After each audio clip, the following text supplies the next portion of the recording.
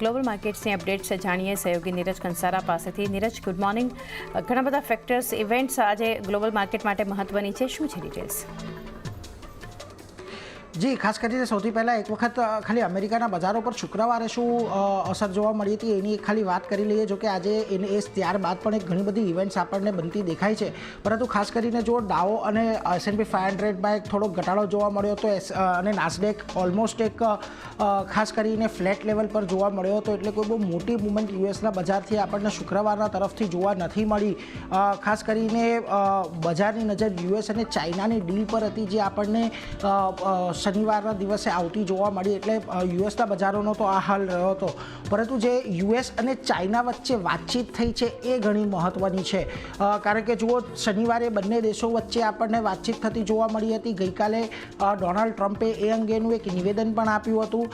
ચીન અને અમેરિકા વચ્ચે જીનીવાની અંદર એક બેઠક થઈ હતી અને એ બેઠક જે થઈ છે એને એક પર ખાસ વધારે મહત્ત્વનું છે।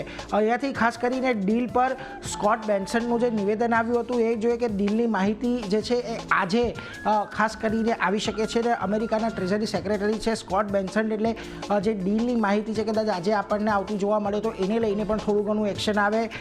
જેમિસન લી ગ્રીર છે અમેરિકાના ટ્રેડ રિપ્રેઝેન્ટેટિવ, એમણે કહ્યું છે કે બંને દેશો સમજૂતી સુધી પહોંચી શક્યા છે। જોકે હજી સુધી કોઈ પણ પ્રકારની માહિતી જાહેર નથી કરી, ડીલ થઈ છે પરંતુ માહિતી નથી આવી, એટલે એના પર એક ખાસ નજર રહેશે। ચીનનું પણ કહેવું છે કે અમેરિકા સાથે વાતચીત છે એ અમારી સારી રહેતી જોવા મળી છે, ઘણા મુદ્દા પર બંને દેશો વચ્ચે સહમતિ થઈ છે અને ડીલ પર એક જલ્દી નિવેદન કરવામાં આવશે। એટલે ખાસ કરીને અહીંયાથી એક ફોકસ રાખવાનો છે કે આ ચીન અને અમેરિકા વચ્ચેની જે ડીલ થઈ છે ડીલનો શું રસ્તો નીકળે છે। જો એક તરફ આપણે ખાસ કરીને થોડા વખત પહેલાં ચર્ચા કરી રહ્યા હતા કે ભારત સાથે કદાચ પહેલી ડીલ થાય, પરંતુ ભારત પાકિસ્તાન વચ્ચેનો જે તણાવ વધતો દેખાયો એને લઈને ખાસ કરીને ચાઇના અહીંયાથી ડીલ અમેરિકા સાથે ડન કરી છે, એટલે એના પર તો એક ફોકસ છે જ। પરંતુ ખાસ કરીને કોમોડિટી બજારની અપડેટ પર એક વખત નજર કરી તો જુઓ, બ્રેન્ટ અહીંયાથી લગભગ $64 પાર આપણને પહોંચતું જોવા મળ્યું છે।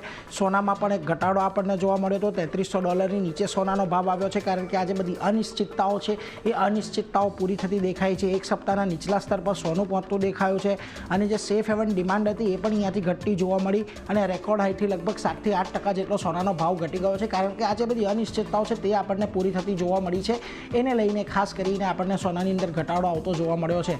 પરંતુ જે બીજી એક અનિશ્ચિતતા હતી રશિયા અને યુક્રેનના યુદ્ધને લઈને, જો કે છેલ્લા 3 વર્ષથી આ યુદ્ધ ચાલી રહ્યું છે અને એની અસર પણ આપણને ક્યારેક ક્યારેક ક્રૂડ પર આવતી જોવા મળતી હતી, પરંતુ હવે ત્યાં પણ થોડી ઘણી રાહત મળે એવા સમાચાર છે, કારણ કે રશિયા અને યુક્રેને સીધી વાતચીતનો એક પ્રસ્તાવ મૂક્યો છે। 15મીએ ઇસ્તંબુલની અંદર ખાસ કરીને રશિયા અને યુક્રેનના અધિકારીઓ મળે એવું રશિયાએ કહ્યું છે અને રશિયા સાથે વાતચીત માટે તૈયાર છે એવું યુક્રેને પણ કીધું છે અને વાતચીત પહેલાં 30 દિવસનો યુદ્ધ વિરામ જરૂરી એવું પણ યુક્રેનનું કહેવું છે। એટલે જોઈએ ખાસ કરીને અહીંયાથી બંને વચ્ચે કોઈક સમજૂતી કરાર થાય છે કે નહીં, એટલે એના પર એક ખાસ નજર બનેલી રહેશે। બીજી તરફ ટ્રમ્પ હવે મિડલ ઇસ્ટની મુલાકાતે જવાના છે, સાઉદી અરબ, કતર અને UAEની મુલાકાત તેઓ આવનારા સમયની અંદર લેવાના છે। ઇઝરાયલ ગાઝા યુદ્ધ, ક્રૂડ, વેપાર અને રોકાણ પર અહીંયા ખાસ કરીને ચર્ચા થશે। એલ્યુમિનિયમ અને સ્ટીલ પર જે 10% ટેરિફ હટાવવાની વાત છે એના પર એક ચર્ચા થઈ શકે છે અને 13 મેએ રિયાદમાં સાઉદી યુએસની રોકાણ ફોરમની પણ એક બેઠક થવાની છે, એટલે ખાસ કરીને એના પર પણ એક ધ્યાન રાખવાનું રહેશે।